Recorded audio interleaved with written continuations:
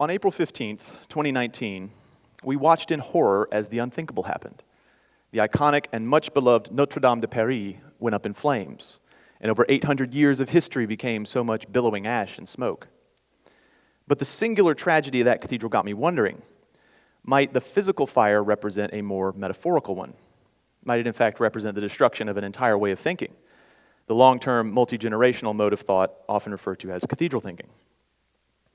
As if to confirm this fear, on the very same day of the fire, French President Macron expressed an ambitious determination to see the cathedral fully rebuilt within a mere 5 years, coincidentally in time for the 2024 Paris Olympics.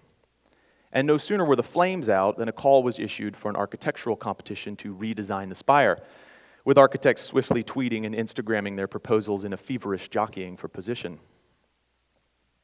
A cathedral that took over 200 years to build, and we now act as though 5 years for a major rebuild is perfectly sufficient. Where is the mentality that led us to Notre Dame in the first place? Where has our cathedral thinking gone? And can we somehow bring it back? Let me take a quick moment to a little more fully explain what cathedral thinking is to make sure we're all on the same page. It's a familiar mentality, despite the fact that our modern society seems to have largely abandoned it. One of the more prominent advocates in the 21st century has been Rick Thompson, who actually gave a TEDx speech on the subject. To summarize, in the Middle Ages, the architects and builders who embarked on a cathedral like Notre Dame did so knowing that they would not live to see it completed. It wasn't unusual for cathedrals to take 200 years or more to complete. And so those who laid the plans and the foundations would pass away, leaving their children, grandchildren, maybe even great-grandchildren to continue the work. Cathedral thinking means taking the long view. It means embarking on projects that might require several generations to complete. It means laboring in the present in the service of future glory. And it's a mentality that has allowed us to build some of the greatest and most spectacular structures in history. But where is that mentality nowadays? I'm sure most of us here intuitively understand that our modern Western society is not particularly hospitable to cathedral thinking. Speed, convenience, instant gratification, immediate return on investment, those are the hallmarks of our modern age. To us, a 5-year plan to rebuild an ancient cathedral or investing in a 10-year treasury bond, that is long-term to us. We've lost our ability to think generationally. We've lost our ability to build cathedrals, literal or figurative. Can we somehow bring back this sort of long-term mentality? Well, I hope so. And in a moment, I'll offer what I think are some useful avenues for achieving that. But first, I think it's important to consider a related question. What happened? What were the fires that burned away our capacity for cathedral thinking? Well, let me suggest 3 big things. The first is what you might call the paean of progress. Now, the Middle Ages were a period of great consistency, although some might call it stagnation. For hundreds of years, there was remarkably little social or technological change. Sure, wars would be fought, and plagues would sweep through, and kingdoms would rise and fall, but on the whole, a person living in the mid-12th century, about when construction on Notre Dame began, had no reason to suspect that the future would be substantially different for his or her children or grandchildren or any distant descendants. And when you live in that sort of static environment, when you expect the future to basically be more or less like the present, your time horizon can stretch pretty far into the future. But around 1400, things began to change. You had the Renaissance, and then the Age of Exploration and the colonizing of the Americas, and then the Age of Enlightenment and the Scientific Revolution, and then the Industrial Revolution. The rate of change began to inch forward, and then it picked up speed, and then it accelerated to an almost breakneck pace.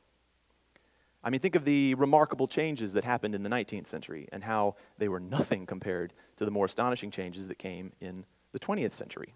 And there are consequences to this acceleration of the rate of change. It shrinks our time horizon. Whereas a person living in the 1100s could pretty confidently predict what the next 100 years would look like, more or less. For a person in the 21st century, I mean, only a fool would dare to try and predict the next decade. This acceleration, this rapid rate of change has made our future too unpredictable, and it's made it difficult for us to focus on the long term. So instead, we focus on the short term, where we feel safer and more in control. But in doing that, we're losing something. We're losing our ability to dream big and to think beyond our own single lifespan. Another major shift is something that I'll call the curse of the clock. So in medieval times, clocks and watches effectively didn't exist. Maybe you'd have a sundial. And so people lived more in accordance with the natural rhythms of life. They followed the sun and the moon as they lazily arced through the sky each day. They used the procession of the seasons to mark time for planting and harvesting and feasting. Time for people back then was much more cyclical in nature. There was very little sense of hurry or of time wasted. And in that relaxed temporal mentality, thoughts of the future could flourish. But by the late Middle Ages, mechanical clocks began to appear on the scene. And that technology really exploded in the 15th and 16th centuries. More and more accurate timepieces began to emerge, and the early 1800s brought us mass production of clocks and pocket watches. And now our sense of time radically shifted, because we could now count minutes or even seconds, allowing us to regiment and partition our days more and more. Time ceased to see it in that broad, cyclical way, and instead for us it became precise and linear, with each second ticking relentlessly on to the next. And so in modern times, we become slaves to that relentless ticking. We feel compelled to cram as much as possible into every single day. We're rushing from place to place, task to task, hour by hour. We've become overwhelmed by time because we have fractionated it to such an absurd degree, and in doing that, we've lost our ability to see it and feel it in its fullness. A third shift is a really big one. This is the decline of the divine. Now, of course, religion was of enormous importance in the Middle Ages. The Christian faith of medieval Europeans was a unifying factor that brought together people and gave them a sense of shared values and brought together communities.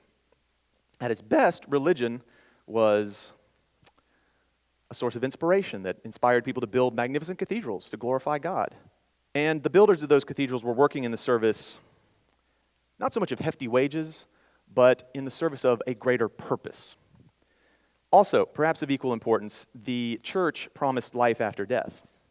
Now, this assurance of an afterlife contingent on the life you lead while alive, that's an enormous motivator for long-term thinking.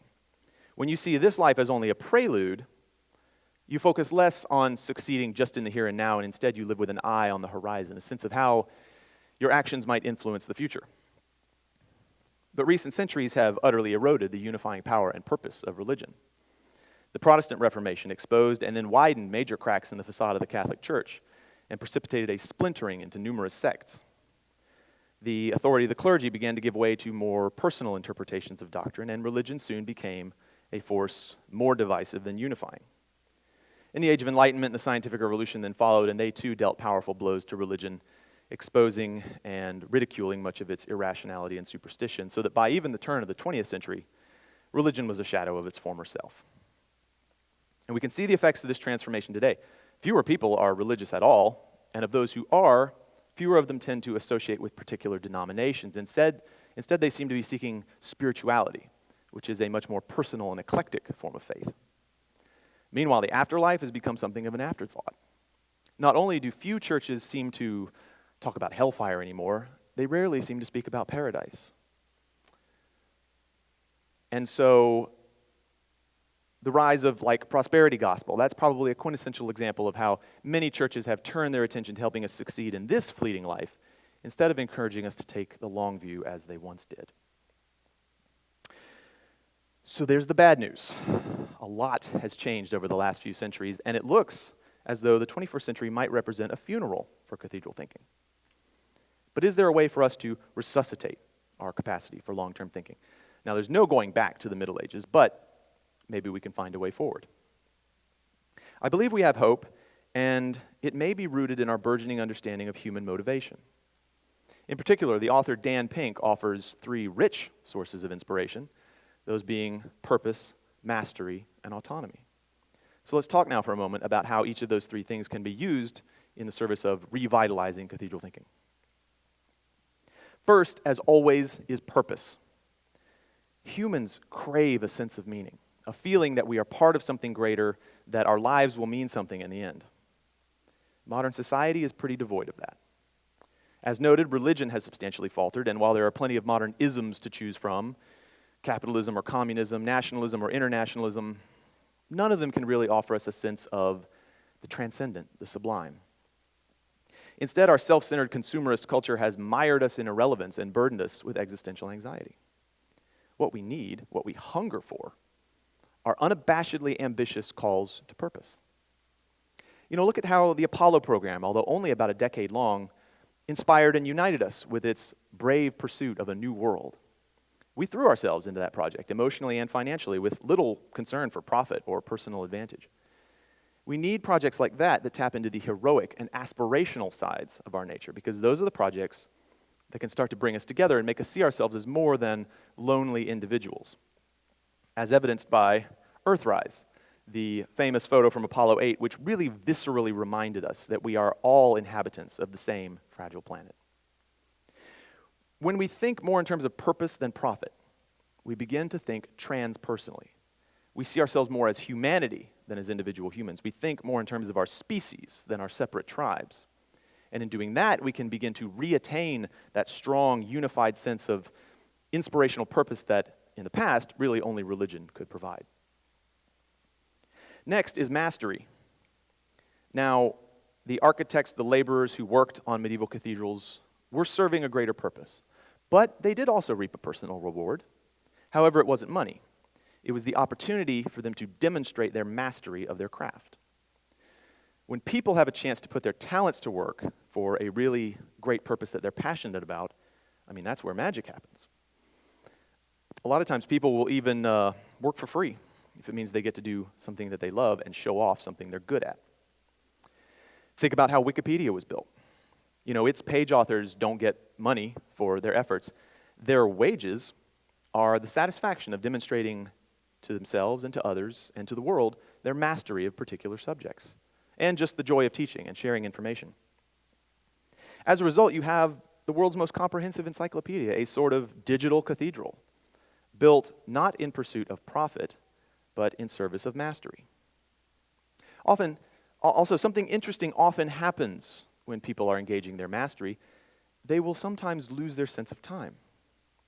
The psychologist Mikhail Csikszentmihalyi coined the term flow to describe that state that we enter when we are engaged in something that is challenging enough to necessitate our complete focus, but achievable enough that it activates our reward system as we go along.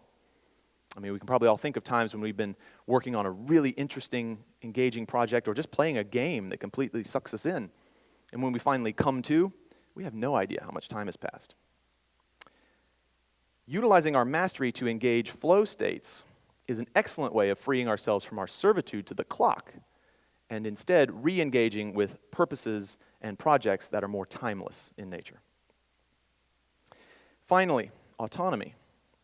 Now, Dan Pink also points out that when people have a greater sense of personal agency, when they are freed from top-down constraints, they tend to think more creatively and act more enthusiastically.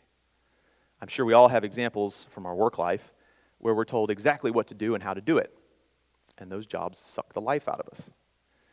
Contrast that with times when you're given an interesting puzzle or a challenge and told, hey, you know what?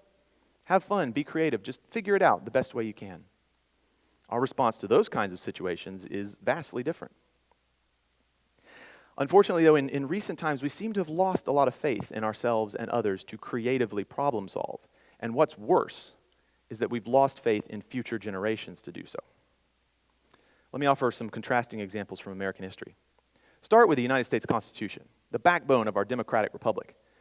It's about 4,500 words, making it possibly the shortest written constitution of any major government.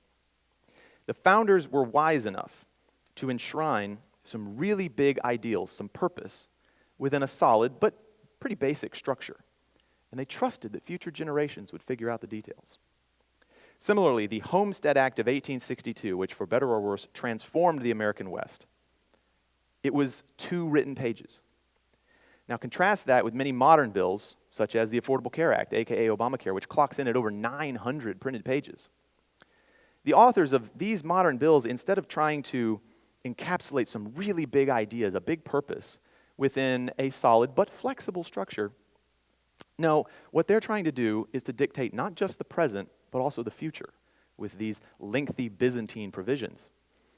And the results are predictably unhappy.